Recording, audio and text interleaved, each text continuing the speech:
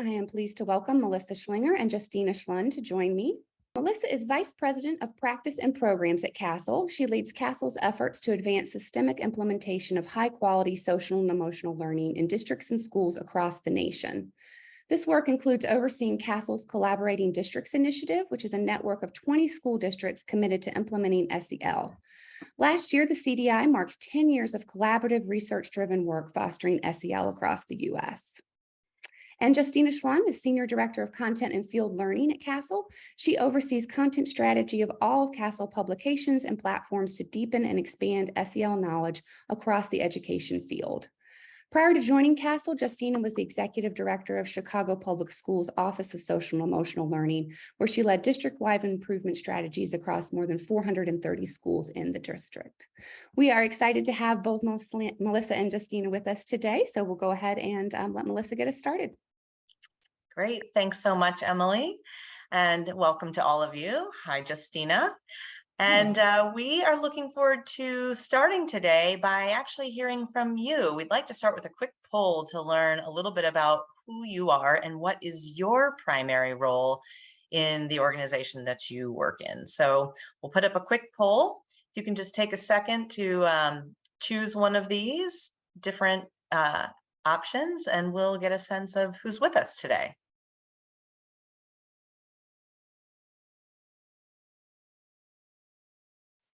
Okay, I think we'll take like another 10 seconds or so for people to choose one of these. And let's see who we have.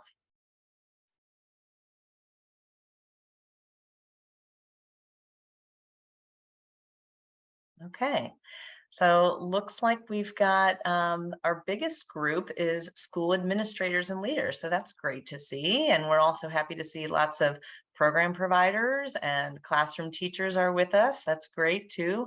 Also some district administrators and leaders. And I'm glad to see some parents on there. Hopefully they'll get a lot out of this as well. And some nonprofit members, some higher ed folks. We've got the whole gamut here. So thank you all so much for being here with us today. Happy to see everybody here, and also happy to see those of you that are just curious and learning.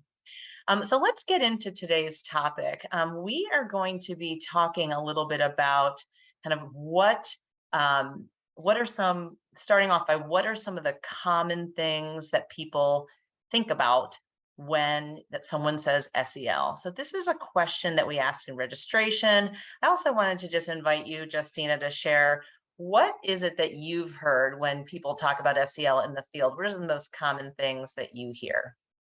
Yeah, I mean, what haven't we heard, I guess, is a good question. I think in working with schools and districts across the country, you and I have both heard so many different connections to the term SEL. I think we've used that term applied, especially recently, to a lot of efforts that are focused around mental health and mental wellness. Historically, we've also heard a lot of SEL being used when it comes to talking about behavior supports. And there's a lot of questions that we get how PBIS, positive behavior interventions and supports, connects to SEL. And you know, we also see sort of a smattering of different programs and initiatives that are connected to SEL, like mindfulness or anti-bullying or violence prevention. And, you know, the way I think we often talk about it at CASEL and other places is SEL as this whole school improvement approach. And so there's definitely a lot of associations here. As Melissa mentioned, we asked you as you were joining us to also answer this question, and we want to take a look at some of what you shared. I love seeing this word cloud because there's so many different ideas here of what social and emotional learning means. So I see a lot of the skills being called out, like empathy and regulation. I also see these connections to the learning environment, to relationships, and also these other connections to what does it mean to development, to health, and all of these other pieces. Anything that jumps out at you here, Melissa? Yeah, it's interesting to see that skills jumping out the most, and it's also just, I think the number of responses that you see here really speaks to just the wide range of ways people think about and understand SEL when they hear that term. Yeah, for sure. And I know, I mean, like one of the things we often hear and why we're having this webinar today is that with all of these different notions, it often feels like there's conflicting ideas. Which is it? Is it this? Is it that? And that's really why we're here today, to explore some of those tensions, some of those dichotomies, and really talk about what's underneath them. So with that, let's jump into the first question. As we saw in the word cloud, skills was a really common response, and we've heard that a lot. We've also heard a lot about environments. So Melissa, which is it? Is SEL about skills development, or is it really focused on how do you develop that supportive environment? I'm so glad you asked, Justina. And the answer to this question, of course, is yes. It is both about the skill development and the supportive environment. And so I want to take a minute to just walk through CASEL's framework, which I know many of you are familiar with. You may refer to it as the CASEL wheel that identifies the skills and the environment. So when we think about the skills, when we talk about SEL competence, we really think about these 5 areas. In orange, we really think about the skills that have to do with ourself. So self-awareness is really about how we understand ourselves, how we think, how we feel, what strengths we have. Do we have a growth mindset, our sense of purpose? Do we have implicit bias? All of our understanding of who we are is our self-awareness. And also related to the self is self-management. So like, what do we do with that information? How do we manage those emotions? How do we manage those impulses? How do we manage the stress that we're experiencing? Are we able to persevere? Are we able to stay organized? And are we able to sort of act on our beliefs and on our values? Those are all parts of our self-management. When we get to this green area, these 2 buckets are really about others and how we understand others. So social awareness is like self-awareness, but here we're really talking about, can we take the perspective of others? Can we understand how they are feeling? Can we express empathy and compassion? Can we express gratitude? Are we able to really appreciate diversity? Are we able to understand the norms of the situations that we're in? Are we able to both experience and cultivate a sense of belonging for everyone? That's about how we really think about and perceive others. And then the relationship skills is what we do with that. So this is more about our behavior. So relationship skills is about how we actually engage. How do we communicate? How do we build those relationships? How do we manage conflict? How do we collaboratively problem solve? How do we offer help and ask for help? And how do we demonstrate leadership and stand up for others? These are all parts of our behavior as it relates to others. And then putting that all together is responsible decision making. And here is where we're talking about, do we remain curious and open and really work to identify problems and think about consequences, and those consequences and how they may be different consequences for different groups, and how do we behave ethically in this moment? So all of these are the different ways that CASEL has categorized important social and emotional learning skills into these 5 buckets of competence. These skills are cultivated in a number of ways. And as we interact with others, that sort of speaks to the environments.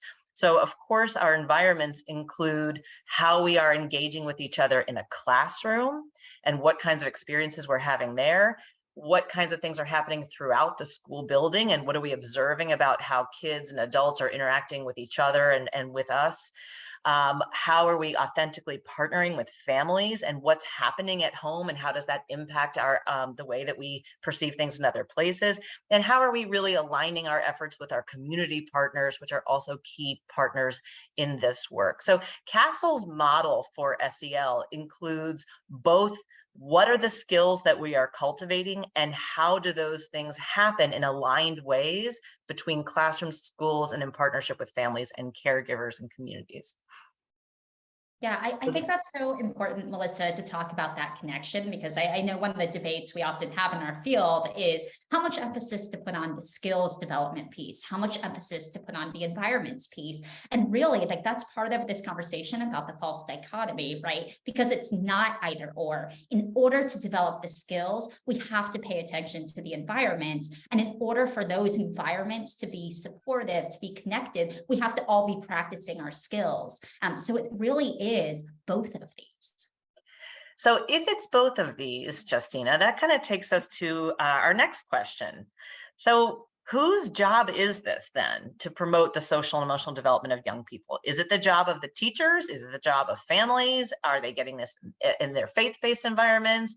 Is this the job of sports coaches? We've heard a lot of different sort of opinions on this, that this should or shouldn't be done in school, or this should or shouldn't be done here or there. So what is the answer? Whose job is it to promote the social and emotional development of young people? Well, the answer, of course, is yes.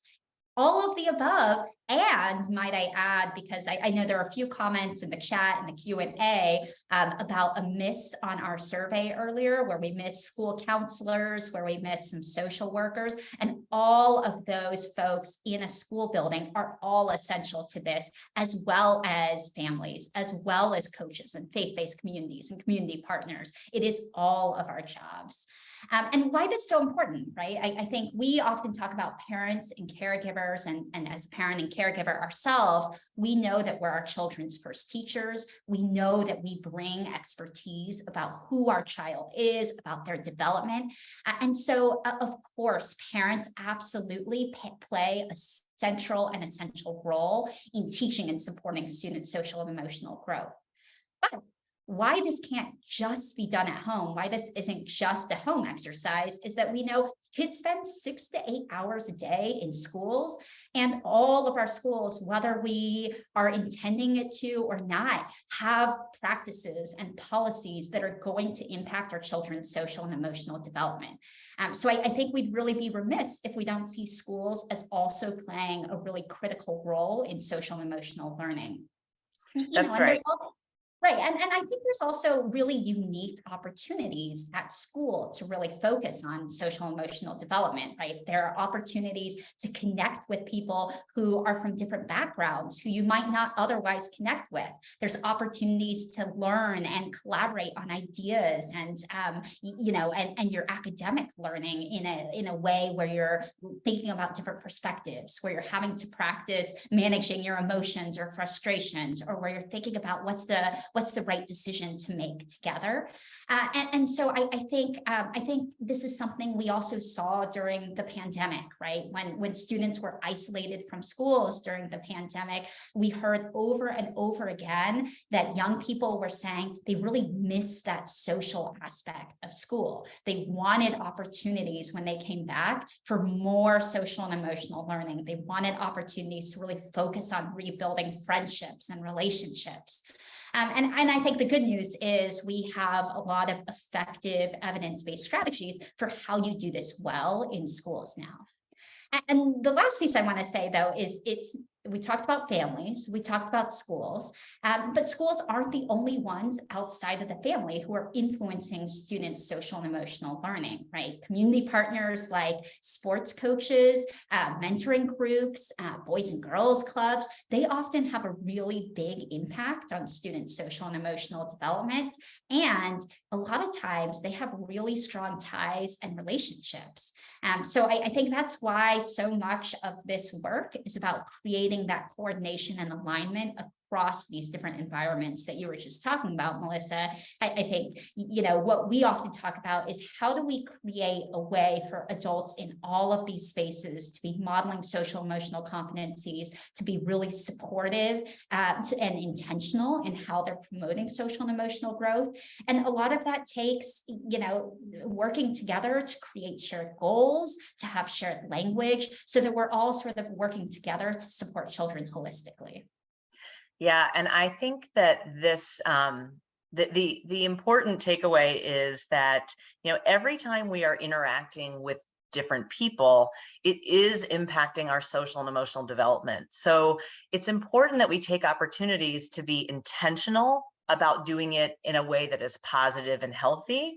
And in an ideal situation, ways that are aligned with each other, where we are all on the same page, so that kids are getting consistent messages, aligned messages, they have predictable expectations, and that these schools and families and community partners can actually work together to coordinate the policies and the practices and the skills so that we can all support the young people, which is really obviously our shared goal. And in fact, going back to something Emily said in the beginning, our SEL Exchange Virtual Summit next week will be specifically focused on what does it look like when you are authentically aligning schools, families, and community partners together towards these shared goals. So we do hope you'll join us for that, because it's such an important topic, especially now in this moment where there's a lot of mistrust and a lot of divisiveness. We really need to make sure that parents, families,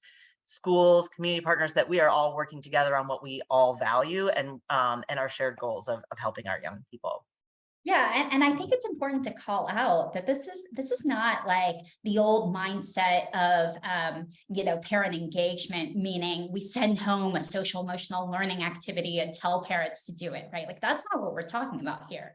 We're talking about really creating those authentic bridges and partnerships that are multi-directional, that go back and forth, where parents are bringing their ideas and expertise to the table, where teachers and social workers and others who are supporting children are as well. But not this like, here's an activity, go do it over here. Here's an activity, go do it over there. Which brings up sort of the next question I have, which is switching gears a little bit to think about the how. How do we actually teach social and emotional learning, right? Is it through explicitly sitting down with students and talking about social and emotional skills, the ones that you talked about before? Or is it really through just integrating different ways to practice and collaboration and teamwork and reflection into the academic content? Well, of course, the answer to that is yes. It is important to do both. And there is significant research on the benefits of both explicit instruction and integrated SEL integrated into academic instruction. And CASEL advocates for both to be a part of our young people's education. Sometimes we've heard people say things like, oh, well, we can't focus on SEL because we're focusing on academics. And that actually doesn't make a lot of sense, because what we know from research is that when you are actually focused on social and emotional learning, it has academic outcomes.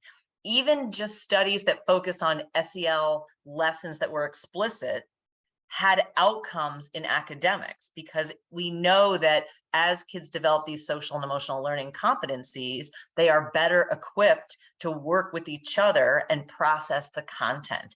So it's really important to think about all learning as a social and emotional process, and to think about really allocating time both to do the explicit instruction and to do some integration. So let's just take a minute and talk about what we mean by that. So explicit instruction, when we're talking about explicitly taking time to teach a lesson where the ultimate goal of that lesson is to build an SEL skill, those lessons, and they are done all the way from pre-K through high school, those might look like identifying and naming emotions, or thinking about strategies for managing stress, or actually giving instruction on what are the best practices for participating effectively in a group problem, or in project-based learning, or managing conflict, or thinking about what is active listening and how does that play into effective interactions, or perspective taking, empathy.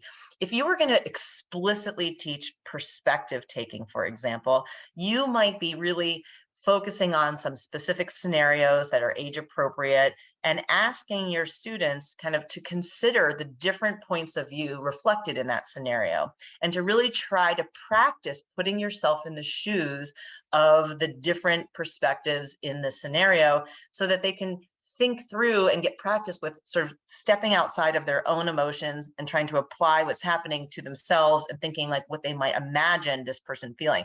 Obviously, the older you get, the more complex those situations might be. But those are really important explicit instruction opportunities that we can be providing for our students. Additionally, there are lots of ways that we can promote social and emotional learning at the exact same time that we're working on academic content. So you mentioned earlier project-based learning. Project-based learning is a great way to create academic instruction where kids have opportunities to sort of develop agency, to develop collaborative problem solving, to create a sense of belonging and trust, to sort of think about how they are actively listening. So collaborative problem solving and project-based learning is a great way to infuse academic content while doing social and emotional learning. In fact, all kinds of cooperative structures can be really helpful. So turn to your partner, think, pair, share, the morning meetings. When we have opportunities where the learning happens in groups, whether it's pairs or small groups or large groups, those things can really help foster our sense of ability to work together. Promoting student voice, so giving young people opportunities to take leadership roles, and that might mean anything from a student leading the morning meeting, or really reflecting on climate data in the school and deciding like what kinds of ideas they have for how to improve the school climate. So lots of different ways that we can get our young people involved. And then back to this example of perspective taking that I gave earlier. This is a great, an opportunity that happens in every subject to practice a perspective taking. So if you're teaching any event in history, you might want to examine explicitly what are the different perspectives of the different groups or different individuals in this historical context, and how did these events affect different people? Or if you're teaching a novel and really being very clear about asking students to imagine what feelings the different characters may have related to different events. These are all ways to practice empathy and also help them really engage more deeply with the content. We know from research that kids who feel emotionally invested in the content are going to engage more and perform better. So again, the answer to that question about should this be done explicitly or should this be integrated into academics is a resounding yes to both. And I think that yes is so important right now, as there's so much conversation around academic test scores and academic, acceleration and learning loss and all these things that are top priority for schools. And I think there's some debate around, how do we focus really intentionally on academics and sift through all the other things that seem extracurricular to that. And I think it's really, really important for us to reject that trade-off between social and emotional learning and academics, because the research is really clear on this point that there is no trade-off, right? Social and emotional learning actually paves the way for academic learning to occur. And it's part of the skill, like these skills that we're developing through social and emotional learning are exactly the kinds of skills that are going to set us up for successful careers, for successful lives, right? Long term, to help us be successful in college or whatever we're doing after graduation. So I think that point is so important to underscore. I think this also sort of leads into the other question that I think you were going to bring up here around. I wanted to ask you a little bit about. So we're hearing a lot about adult SEL and teacher burnout. We're hearing a lot about student mental health. So let's just go to our next question for a minute. So who is SEL for? Is it for children? Or is it for the adults who work with children? I think we got a little teaser there on the answer there. Yeah. And if you haven't picked up on the pattern. Right. These aren't tough questions anymore. But of course, the answer here is yes, right? I was thinking about our CASEL definition for social and emotional learning that talks about, there's a phrase in there that we don't talk a lot about, but it talks about social and emotional learning really being at the core of healthy human development. And I'm sort of thinking about that this is about, how we learn and grow through all of the stages of our lives, and that social and emotional skills apply to all of these different points in our lives, whether it's early childhood or our time in schools, or if we're preparing for what's the next step after schools, or in our careers. We're using social and emotional skills right now to be able to have this conversation, to connect with others, or even in our family lives, or the ways we contribute to our communities. So it really, because these skills are so essential to all the aspects of our humanity, really, it's about all of this trajectory. Now, that is not to say, I know the educators in the room, like myself, right, like may get nervous about some of that talk. That's not to say that young people aren't the focus of what we're doing in education. Students are absolutely at the center of what we're doing. And we'll talk a little bit, I know, about some of, SEL strategies. And those are really focused on both teaching and helping students practice their social and emotional skills. But we also know that the way we interact, that the way we see other people behave around us is a really powerful teaching mechanism. So in order for students to develop social and emotional skills, they have to be in the presence of adults who are also learning, practicing, modeling these skills at the same time. And actually, the research is pretty clear on this too, that adults with strong social and emotional skills are more effective themselves at teaching SEL. They build stronger relationships with students. They're better able to manage and handle their classrooms. And Melissa, I know, we have these longtime district partners, and we've asked them over and over again, what's something you would have done differently in the beginning? And the most common answer that we get is to focus on adult SEL. Right. And I think it's, I just underscore that point. I think, and it reminds me of a blog entry that we just recently published in CASEL's blog about these relationships that are cultivated when adults have healthy social and emotional learning. They're not only good for kids, because kids tend to engage more in academics when they feel connected to the teacher. We all remember being students where kids work harder for teachers they feel connected to and feel valued by. But those relationships also benefit teachers. Teachers report being happier in their jobs, feeling more satisfaction when they have relationships with kids and when they have relationships with each other. And it's really up to the schools to create those structures that promote relationships and opportunities for adults to get the professional learning they need and to get the collaborative time that they need so that they can model SEL. We don't want adults to feel like this is one more thing that they need to sort of, oh, you have to learn this. But really, we know that when adults get opportunities to cultivate their own SEL, that it pays off in spades. This is not about simply saying, go do some self-care, but how do we create structures that allow you to really take care of yourself and take care of those relationships? And I think this is such an important conversation to be having right now when teachers are feeling a lot of stress. There's a lot of talk of teacher burnout. We've heard from lots of schools and districts, they're grappling with the teacher shortages, right? And it highlights so much of why we need to be thinking this way about the holistic picture of both children and adults. And I think this goes back to the very first point. When we're thinking about adult SEL, just like when we're thinking about student SEL, we're thinking about the skills and we're thinking about the environments. Right. And for adults, right, like their work environments or schools or districts or, youth development organizations. And those themselves have to be supportive. They have to have room for that collaboration and relationship building. I think like the other piece of the research that we've seen is that adults who have strong social emotional skills are less likely to report burnout, and they have higher job satisfaction in schools and education environments. So I think this is really important for us to pay attention to right now. Right. And not only that, the adults that have those supportive environments are less likely to feel burnout. So we talk a lot about, for example, youth voice and supportive relationships. Teachers also need teacher voice and supportive relationships, and principals need principal voice. We all, as humans, just want to feel valued, heard, connected, like we belong, like we matter, and like we can work together to do our jobs.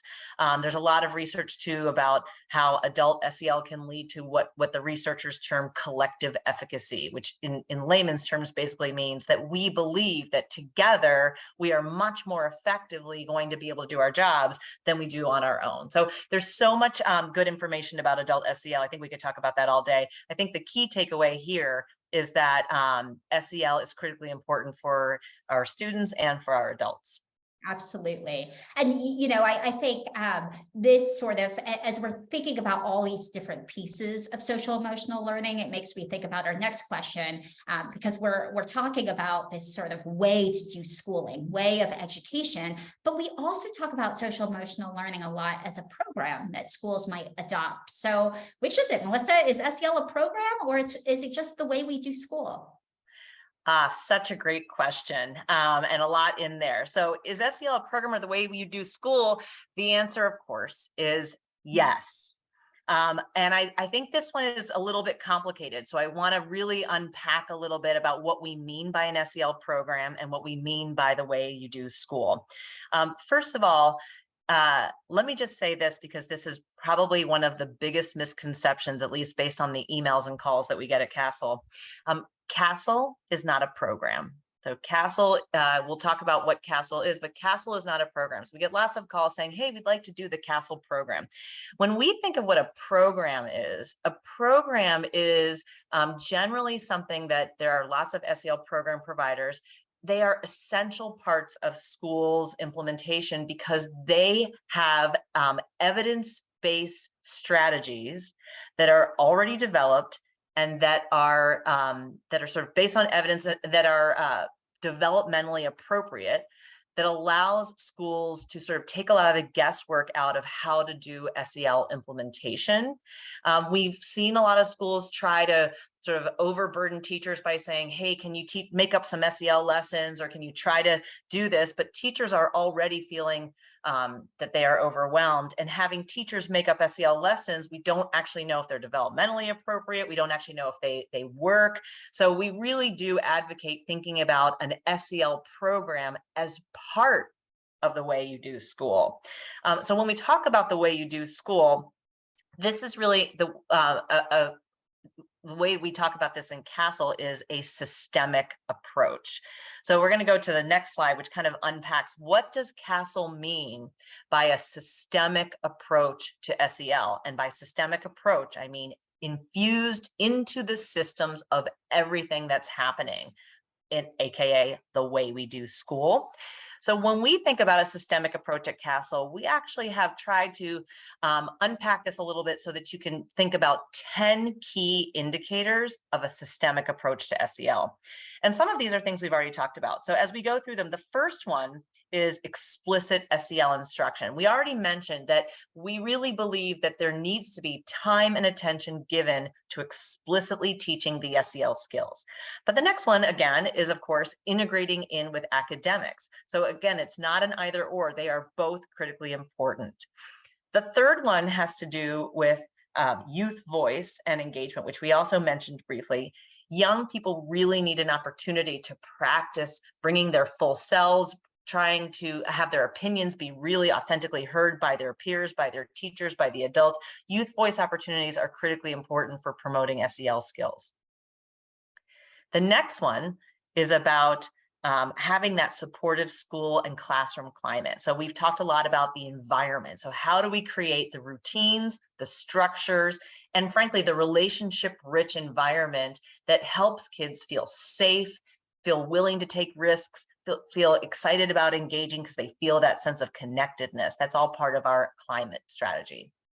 The next one has to do with the adults, which we've also talked about. So how do we make sure that we are providing support for our adults, support for them to develop their own SEL strategies and competence, and support for them to collaborate with each other and build relationships and supports for them to have their own voice, and support so that they are good models of social and emotional competence for their kids.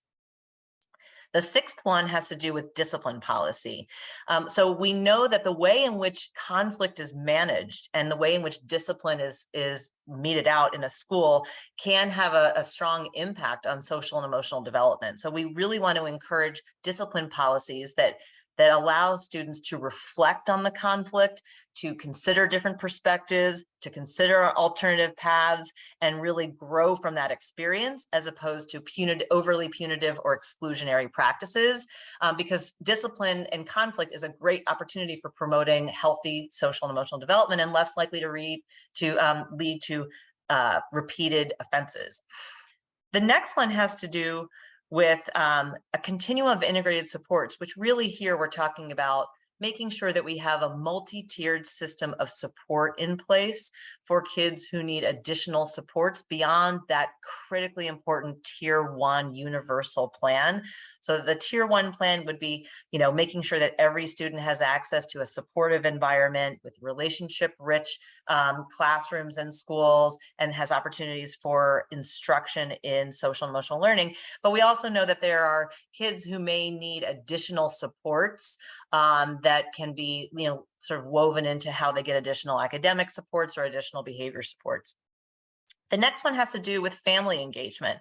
Again, Justina mentioned earlier, authentic family engagement. We're not simply just saying, hey, do at home what we're doing in school, but how do we really partner with families where we're really honoring the expertise of families, we're learning from families, and we're also modeling that relationship for our kids so that they understand schools and families, we are in this together. And speaking of doing this together, the community partners are critically important as well, which is the 9th one that we want to talk about. Aligning our efforts with community partners is a key indicator as well. And then the last one, which I think, there we go. The last one is systems for continuous improvement, making sure that we are always examining what are we doing, is it working, and how do we adjust it?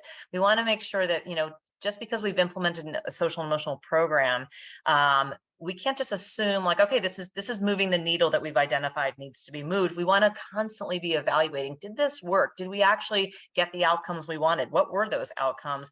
And can we modify it? Do the kids enjoy it? If they don't enjoy it, why not? What can we do? So continuously improving is a key way of making sure that we are always sort of making forward progress on our SEL implementation, which will of course lead to those outcomes that we're looking at.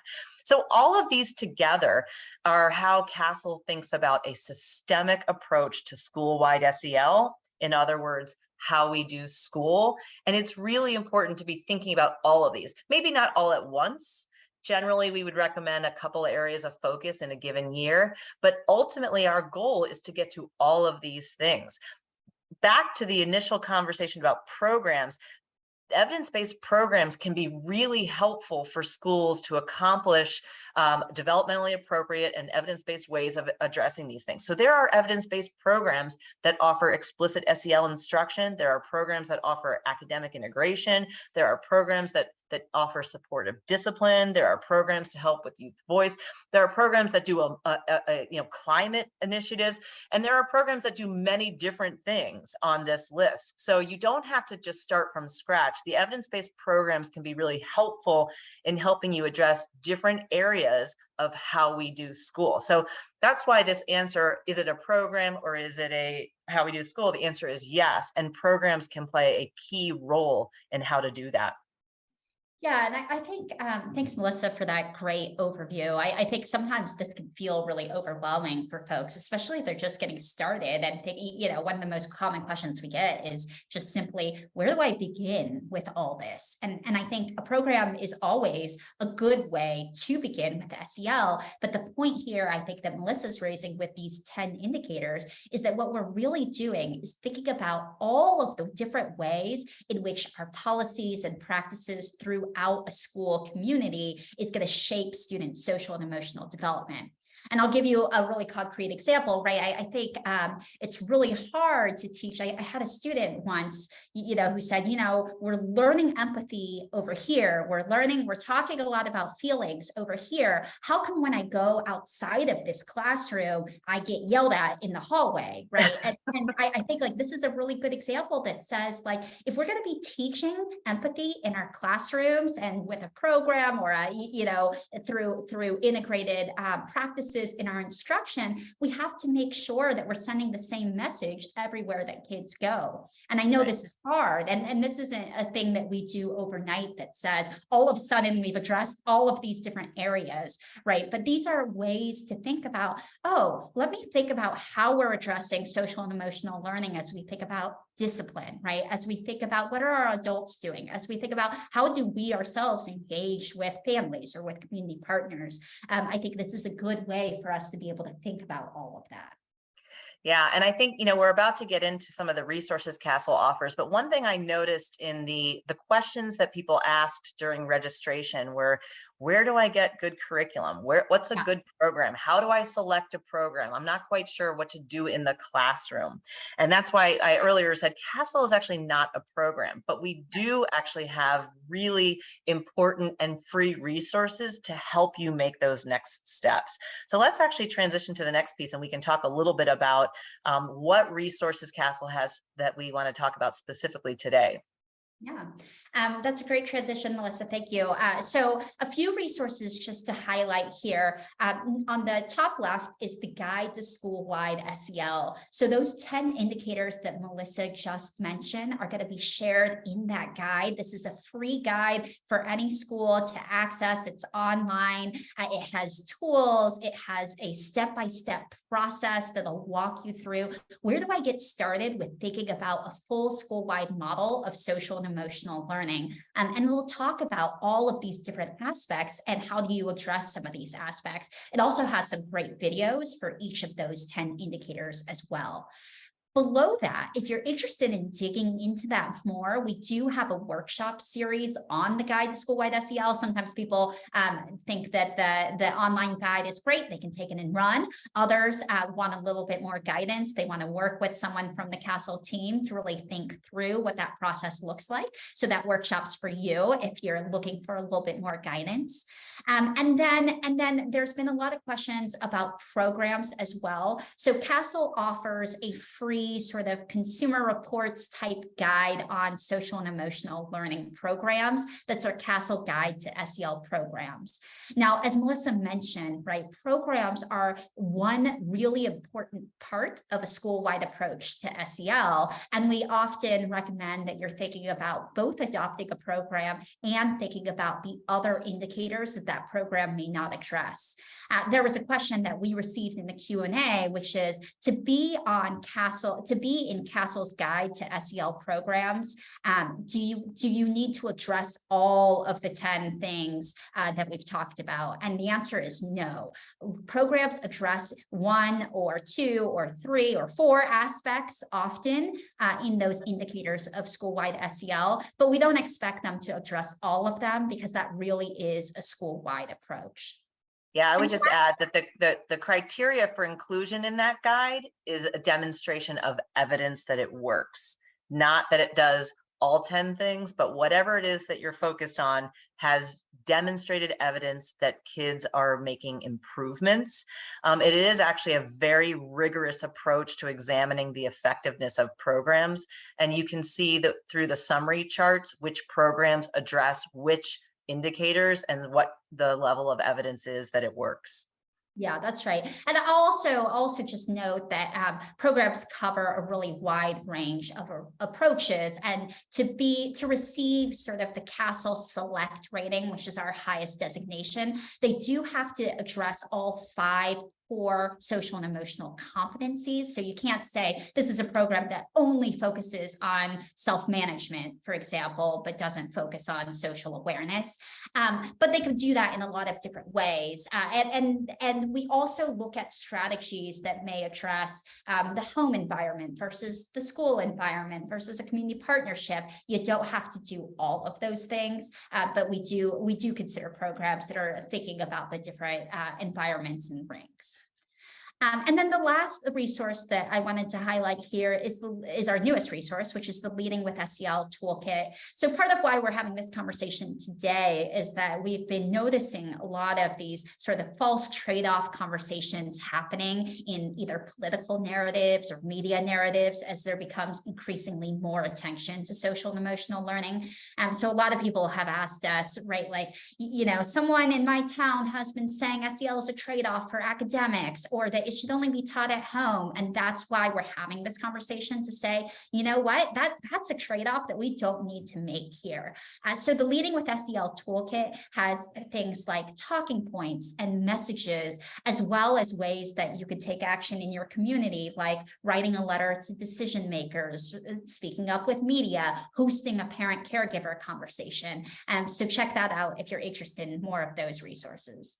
Yeah, Justina, I'm glad you brought that up. Another question that came up many times when you all registered was about what should we do in this current political climate? There's negative and inaccurate information swirling around about SEL. And so how do we combat that, and how do we sort of manage this priority given the political climate that we're living in?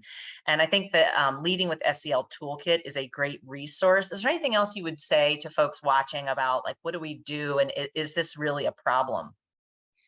Yeah, I mean, I think that's such a great question, and we're getting that a lot, and it can feel really tense right now, and a really big distraction, all the politics that's seeping into education as a whole, not just social and emotional learning, but we know there are lots of sort of education issues being positioned as wedge issues right now, and that can feel really distracting for educators and for parents.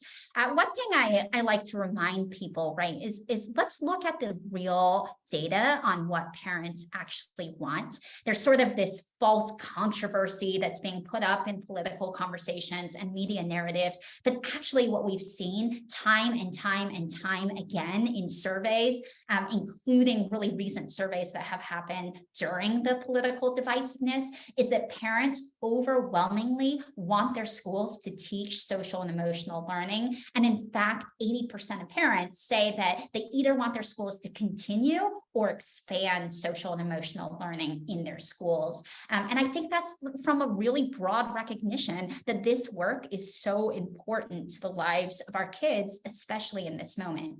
So my recommendation often for people who are dealing with a lot of these concerns, right, is number one, this is exactly why it's so important to focus on school, family, and community relationships right now, and really bringing all parent voices in a room. What we've seen a lot is that there are maybe some parents or particular groups that are coming in with really loud megaphones who are taking up a lot of airspace, but there's a lot of other parents whose perspectives aren't being heard. And I think this is a really important call to all of us in the SEL field, that we need to elevate parent voices. And on the Leading with SEL website, actually, what you could find are some parent stories that we've recorded as we're talking to parents across the country. So feel free to use those and share those. And I also encourage everyone here to think about what stories they can elevate or share from their own perspectives as parents. And then, I also think it's just always important to begin a lot of our conversations from a point of a shared vision. We often talk about shared vision or shared goals in social and emotional learning. And that's really simply from a point of, right, like, what do you want all children to be able to do and to know upon graduation? What are the skills we want them to have? And really breaking down the jargon and the acronyms that we use all across the education field to really just talk about what do we all want for students and how are we going to get there. And I think that's such a big part of social and emotional learning. Yeah, and that actually takes me to another question that popped up quite a bit amongst our registrants, including actually for many of our webinars, we hear this question: what do we do to get teacher buy-in, to get principal buy-in, to get community buy-in? And I think your point about, really trying to elevate what is our shared vision for what we want for our kids, kind of taking the jargon out and really talking about what do we want for our kids and what do we think they need to be prepared for their future, typically will evoke a number of qualities and competencies that really fall into that social and emotional learning category, and then thinking about what would it mean to work towards achieving that vision. The visioning process is a really helpful way to kind of help people have a shared experience where we actually have a lot in common about what we want for our kids, and it's up to individual communities to figure out the best way to achieve that vision. And hopefully they'll see, and you can help them see from this webinar, that it's not about doing this, oh, we're just going to do this at home in church, don't do it at school, or we want to do school should be academic, home for this. We really need for people to understand why it's so important to be focusing on this in school as well as at home, and in addition to academics, doing it explicitly and thinking through the way we do school. I also think it's important to become familiar with the data points. And on our website, there's lots of research around the benefits of SEL to academic improvement, or climate, or how we think about mental health, which is probably the #1 priority we're hearing right now, which is people are very concerned about the mental health of their children, and in particular, actually the teachers too. So there's a lot of research that supports focusing on social and emotional learning provides a healthy environment for all kids that can support mental health development. So whatever those data points are, whatever those priorities are of the folks that you are really trying to talk to about getting buy-in, there's probably research that supports social emotional learning as a key aspect to achieving that data point. So it could be behavior, it could be mental health, academics, climate. All of these things have lots of research where SEL is a key piece, or it could even just be workforce readiness. So tapping into what people care about can be helpful, and also recognizing that we are already doing a lot of social and emotional learning. So how do we do that more intentionally and more positively? Teachers should not feel like, oh, I'm being asked to do one more thing, but really thinking about what they're already doing and how to sort of create those environments that will benefit students and benefit themselves in ways beyond just academic performance, but really their overall experience with school and teachers' experience with their jobs as well. So there's lots of resources on our website, in particular around how do you build a strong foundation and stakeholder engagement that we can drop into the chat. But I know that that's a common question that we get. So let's shift now to questions that we're getting live. Yeah, I think we probably have just time for one or two here, but one of the questions that we're getting right now is, can we allow students to learn different social and emotional skills in different semesters? For example, self-management in semester 1 or social awareness in semester 2. Is that an appropriate way to think about social and emotional learning? And I think this is a really interesting question, Melissa, that maybe I'll just want to sort of pinpoint a couple thoughts on my mind and ask you to jump in a little bit. One is, I think this again emphasizes the importance of especially for explicit instruction, thinking about an evidence-based, developmentally appropriate program that has a scope and sequence that has been tested, is shown to be effective in building upon these skills. And two, the other thought this makes me think about is really the interconnectedness of all these skills. You sort of went through the skills separately, but can you talk a little bit about the interconnectedness of the skills and how you see some of this function? That was the first thing that came to my mind when I heard that question too, is this is unlike we're going to teach geometry and then we're going to shift over to algebra. These skills are so interconnected, so interdependent. Even within these buckets, there are, thinking about, for example, I gave the example earlier about collaborative problem solving as a relationship skill.